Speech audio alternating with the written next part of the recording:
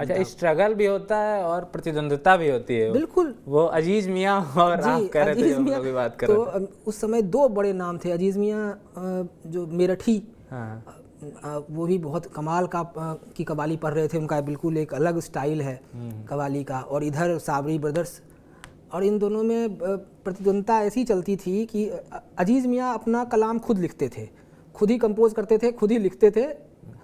तो उन्होंने पहले उनका एल्बम आया ओ शराबी, तो उसके बाद जो है साबरी ब्रदर्स ने फिर अगला एल्बम निकाला ओ शराबी छोड़ दे पीना। उसके बाद अजीज़ मियाँ का जो उन्होंने फिर निकाला कि हाय कमबख्त तूने पी ही नहीं।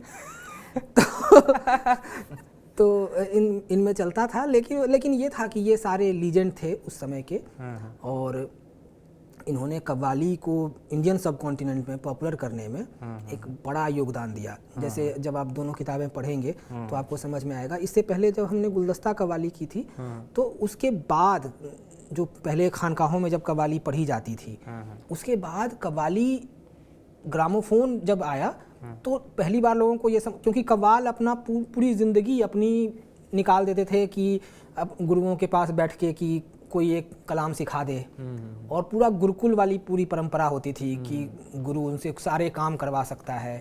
वो दिन भर गुरु के पास बैठे रहेंगे, तब कहीं जाके सालों के बाद वो एक कलाम उनको सिखाएगा, एक बंदिश सिखाएगा। अब उसमें ये होता था कि जब ग्रामोफोन आया तब इन्हें ये एहसास हुआ कि अरे मतलब हम सिर्फ इसको याद करने की कोई ज़रूरत ही नहीं है, हम ये कलाम कहीं भी बैठ के कभी भी सुन सकते हैं।